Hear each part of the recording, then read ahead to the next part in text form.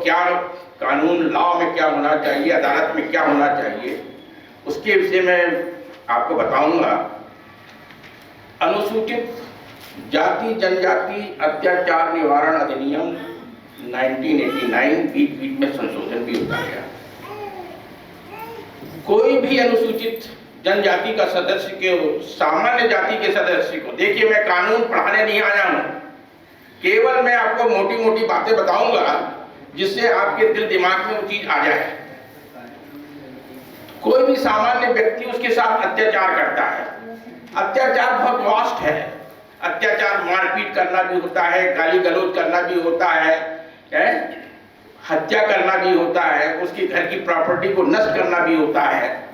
तो अत्याचार निवारण अधिनियम तो सर्वप्रथम क्या करना चाहिए, जब किसी आदिवासी महिला हो या पुरुष हो उसके साथ कोई सामान्य व्यक्ति अत्याचार करता है, तो सबसे पहले क्या होता है कि प्रथम सूचना रिपोर्ट उसको लिखाना जरूरी है। अब कैसा है प्रथम सूचना रिपोर्ट, कैसा लिखाया जाए, ये प्रश्न उठता है। आपने देखा होगा थानों में केवल टालू नीति ज्यादा होती है। उन्होंने देखा कि ये आदमी गरीब है तो चलो हटाओ भागाओ इसको। तो सबसे पहले ये है कि उसको मौखिक उसको बताना होगा कि मैं फलानी फलानी जाति का हूं, जो कि अनुसूचित जनजाति की श्रेणी में आता है। साथ ही साथ उसको अपना जाति प्रमाण पत्र भी रखना होगा, और सामने वाला व्यक्ति जो है वो सामान्य जाति का है और वो मेरी जाति को जानता है। देखिए ये मार्क कीजिएगा इसको, वो सामान्य व्यक्ति मेरी जाति को जानता है और मेरी जाति को जानते हुए मुझको मेरे विरुद्ध अत्याचार कर रहा है, मेरे को मारपीट कर रहा है, मेरे को माँ बहन की गालियां दे रहा है, मेरे खेत को नुकसान कर रहा है। जब तक आप एफआईआर में ये चीज नहीं लिखवाएंगी तो कोई मतलब नहीं होगा। प्रश्न यही है कि वो मेरी जाति को जानता है और जानते हुए मेरे साथ अत्याचार किया, यह चीज होना जरूरी है। यदि यह चीज आप नहीं लिखाएंगी तो एक नॉर्मल कोर्स में एफआईआर हो गया, उसमें अत्याचार निवारण अधिनियम का कोई भी आरोप नहीं लगेगा, ये मान लीजिए। इसमें हमको बहुत फायदा ये है कि एफआईआर जैसे आप कर रही हैं, मैं एक मोटा चीज बता रहा हूं, तो ये आप सर्टिफिकेट देंगी, इसका जो अनुसंधान करेगा वो डीएसपी रैंक के राजपत्रित अधिकारी करेगा। अब प्रश्न उठ रहा है कि बेचारे गरीब आदिवासी हैं, अपना सर्टिफिकेट नहीं ला पाए, तो बोल सकते हैं कि मैं बाद में पेश करूंगा या करूंगी। यदि ये भी नहीं होता तो अनुसंधानकर्ता अधिकारी जो राजपत्रित अधिकारी है उसकी एक मॉरल ड्यूटी बनती है कि भाई तुम अपने आप को आदिवासी बोल रहे हो, इसका प्रमाण पत्र लाके हमको दो। तो मांग सकता है, ऐसा नहीं कि नहीं मांग सकता है। तो ये सब चीजें हैं। तो एफआईआर जो है आप मौखिक रूप से भी कर सकती हैं, लिखित में भी कर सकती हैं, बाय टेलीफोनिक भी कर सकती हैं। यदि नहीं कर रहा है तो आप इसकी कंप्लेंट भी कर सकती हैं। आप लोगों को मैं बताना चाहूंगा इस चीजों में, उच्च न्यायालय, हाई कोर्ट, सभी उच्च न्यायालय, हाई कोर्ट को सुप्रीम कोर्ट का डायरेक्शंस है कि हर डिस्ट्रिक्ट में लीगल एड सेल बनाया जाए। लीगल एड सेल में एक सीनियर सिविल जज रहता है, वो उसकी यहाँ की कंप्लेंट कर सकती है। वो यहाँ तक कि वो आदमी यदि आप गरीब हैं तो लीगल एड भी दे सकता है। इस संबंध में अभी सभागृह में मिस्टर एमआर ध्रुव बैठे हुए हैं जो डीपीओ हैं, अब तो डिप्टी डायरेक्टर हो गए हैं ऐसा पता चला है।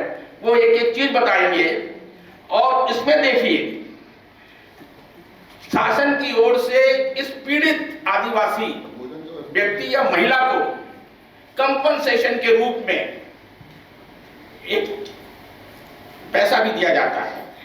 लोगों का कहना, एक एग्जांपल बताऊं, लोगों का जैसे कोई महिला है, उसके साथ रेप हो गया, सामने वाला व्यक्ति जो है धन से संपन्न है, बल से संपन्न है। आपने देखा होगा ऐसे समय में गांव में बड़े लोग हैं छोटे लोगों को दबाते हैं कि भाई तुमने तो रिपोर्ट कर दिया है, अब तुम राजीनामा कर लो, नहीं तो तुम्हारे साथ हम ये करेंगे।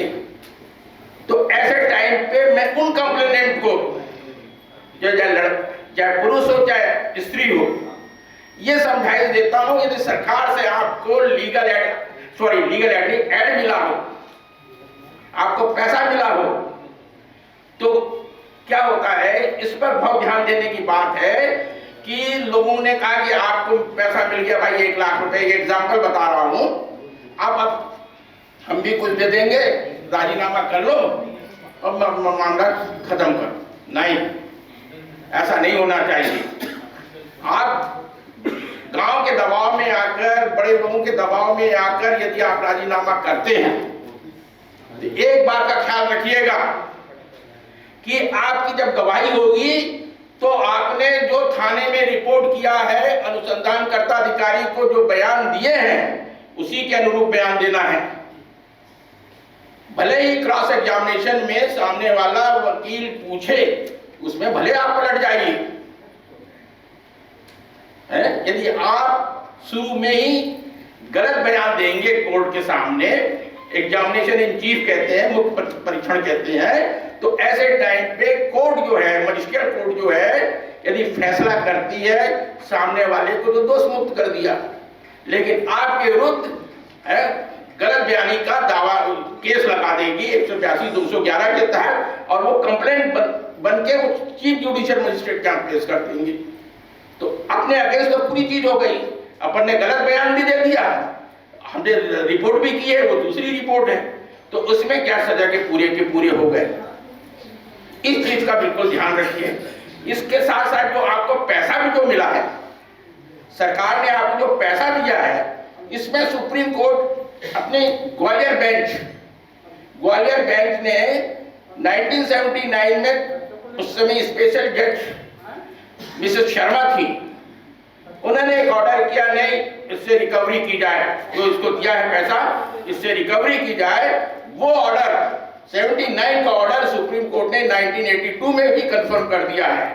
इसलिए मैं आप लोगों को बताना चाहता हूं, यदि सरकार आपको पैसे दे रही है तो बहुत सोच समझ के ही बयान देना चाहिए। एक चीज है। दूसरी चीज है, अपन थोड़ा सा और आगे बढ़े। अभी क्या है कि धनंजय जी ने मेरे को 5 मिनट और टाइम दे दिया है, तो मैं उसका उपयोग करूंगा। दूसरी बात, आप इतने लोग बैठे हुए हैं, कई बुजुर्ग हैं, कई महिलाएं बुजुर्ग हैं, कई पुरुष बुजुर्ग हैं, सबको अपने बेटा बेटियों को बहुत प्यार रहता है। अरे मेरा बेटा है, अरे मेरी बेटी है, इसको मैं सब दे दूंगी, सब कर दूंगी। नहीं, बिल्कुल मत करना ऐसा। आप उसको वसीयत कर दीजिए, गिफ्ट मत कीजिए, दान मत करिए, वसीयत कर दीजिए।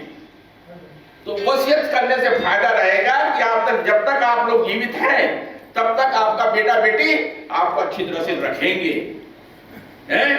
यदि आपने गिफ्ट कर दिया, अरे मेरे पास तो कागज आ गया, चलो घर से बाहर, चलिए घर से बाहर।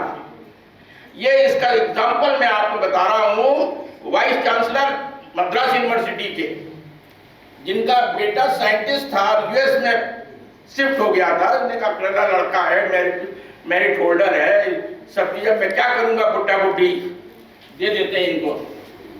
उन्होंने गिफ्ट कर दिया। वो श्रीमान जी अपनी पत्नी के साथ आए यूएस से, उन्होंने कहा चलिए हमारी संपत्ति से आप हटिए। वो बेचारे सिविल सूट लगाया, सिविल जज के यहाँ, सिविल जज क्लास 2 के यहाँ, वहां भी हार गए। अपील लगाई डिस्ट्रिक्ट जज के यहाँ, वहां भी हार गए। उसके अगेंस्ट, उस ऑर्डर के अगेंस्ट हाई कोर्ट में गए, वहां भी हार गए।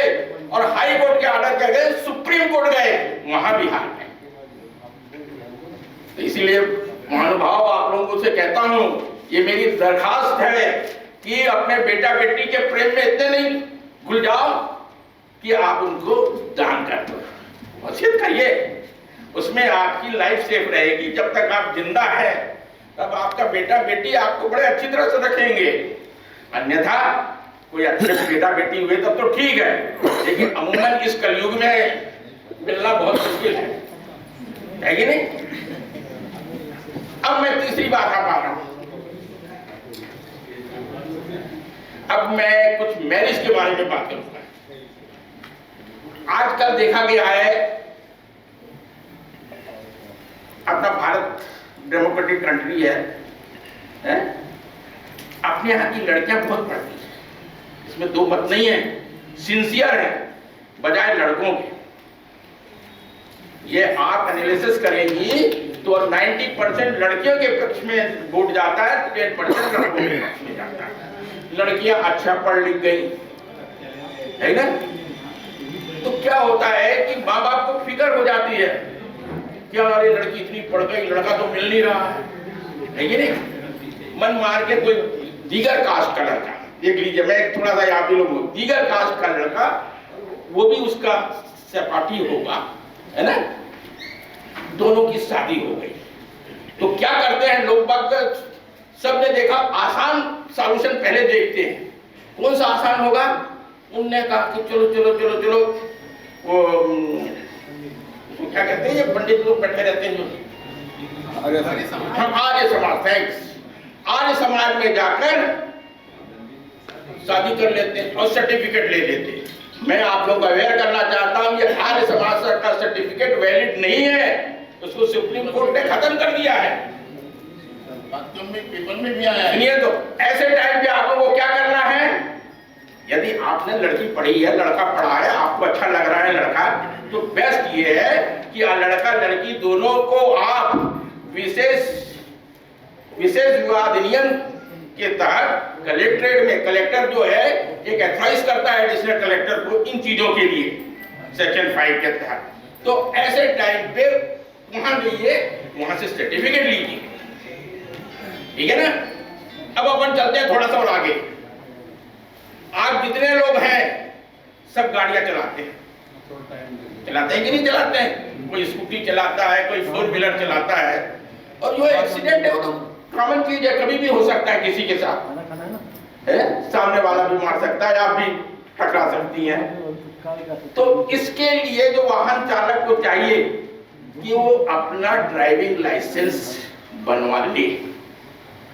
दूसरा, आपकी गाड़ी का बीमा होना बहुत जरूरी है। सपोज कीजिए आपकी गाड़ी से किसी का एक्सीडेंट हो गया, वो व्यक्ति मर गया, आपके पास ड्राइविंग लाइसेंस नहीं है, बीमा नहीं है, तब पूरी जिम्मेदारी आपकी बन रही है, आपकी पूरी जिम्मेदारी बनेगी। और इसी एमएससीटी केसेस में धारा 140 का एक एप्लीकेशन आता है, नो फॉल्ट, है ना, बिना किसी के कारण दुर्घटना हुई, तो यदि कोई आदमी मर गया, सपोज कीजिए आपके रिश्तेदार मर गए, भगवान करे ऐसा नहीं होना चाहिए, लेकिन ये बताने की बात है, तो 140 के तहत यदि यदि डेथ हुई होगी केस, तो कोर्ट ये नहीं देखेगा किसकी गलती है, इसकी गलती है कि इसकी गलती है। ये गलती कब देखेगा, मेरिट बेसिस पे, जब गवाह आएगी उस पर देखेगा। तब ऐसे टाइम पे नो फॉल्ट के तहत 140 के तहत यदि हत्या हुई होगी तो 50,000 रुपया देना पड़ेगा, यदि गंभीर रूप से चोट आई होगी तो 25,000। तो मेरा कहने का मतलब है, आप सभी लोग गाड़ी चला रहे हैं तो अपनी गाड़ी का बीमा अवश्य कराइए, यदि बीमा होगा तो बीमा कंपनी, क्योंकि आप वापस प्रीमियम देते हैं उनको, हैं? और अपना ड्राइविंग लाइसेंस जरूर। तो ये हो गया एमएससीटी का केस। अपन ने एमएससीटी भी पढ़ लिया, अत्याचार निवारण अधिनियम भी पढ़ लिया, एक सिविल का केस भी पढ़ लिया, वसीयतनामा और उसका, है ना। तो ये चीजें सब चीजें हैं, और ये बिल्कुल ध्यान रखिएगा, बहुत बहुत जरूरी है।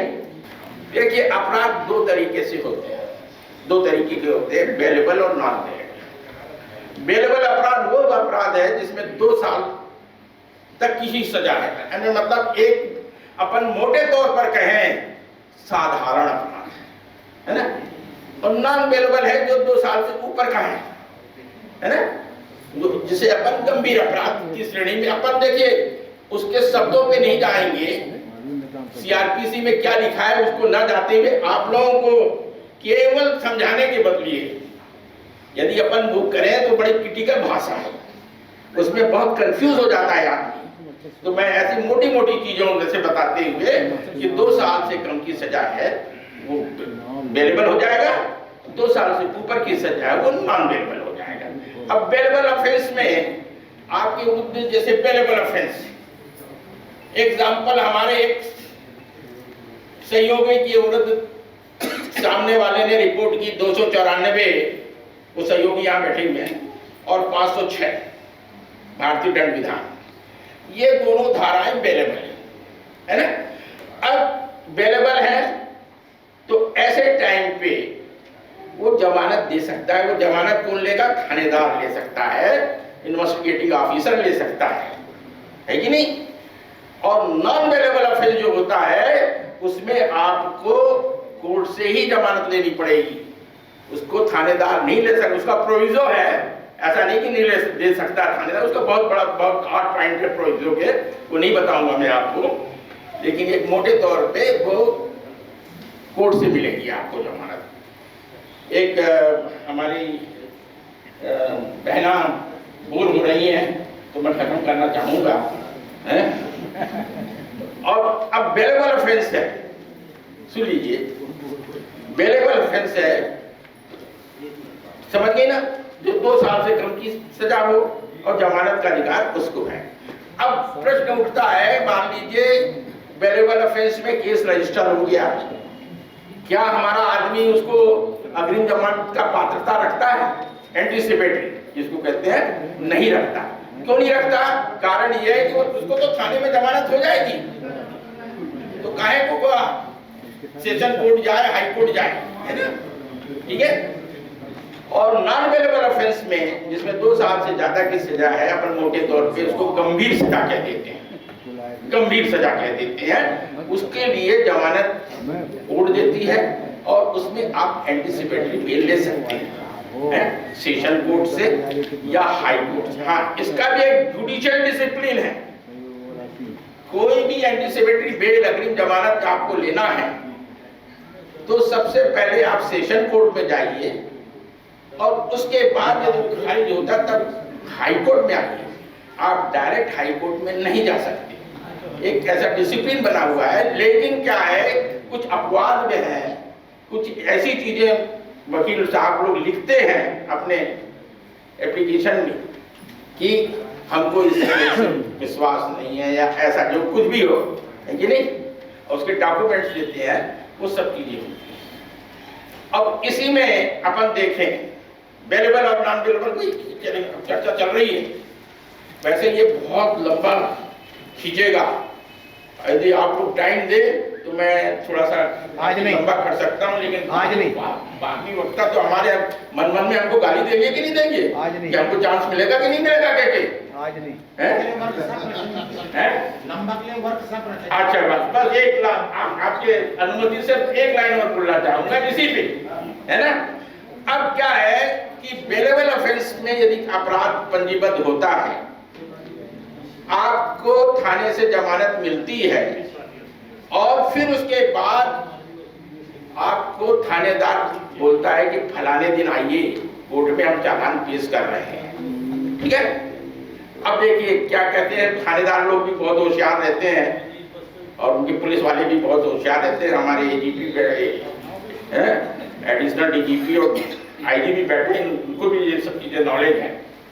क्या करते हैं, जैसे समझ जाता है, जैसे आप नहीं उपस्थित हुई तो कोर्ट से समझ जाता है,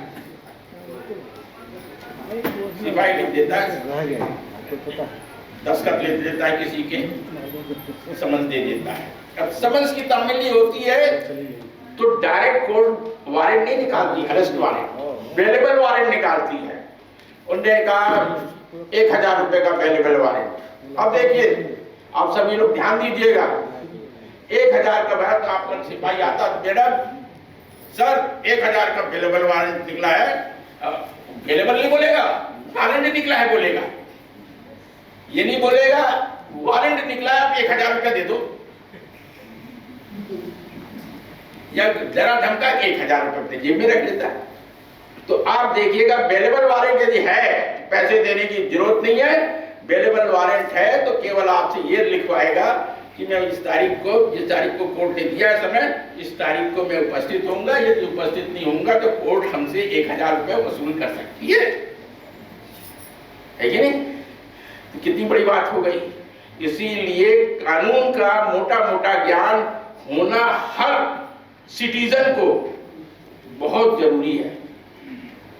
यदि आपको ज्ञान नहीं हुआ तो परमात्मा जाने।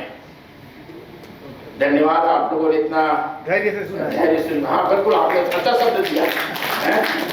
धन्यवाद, जय जवाहर।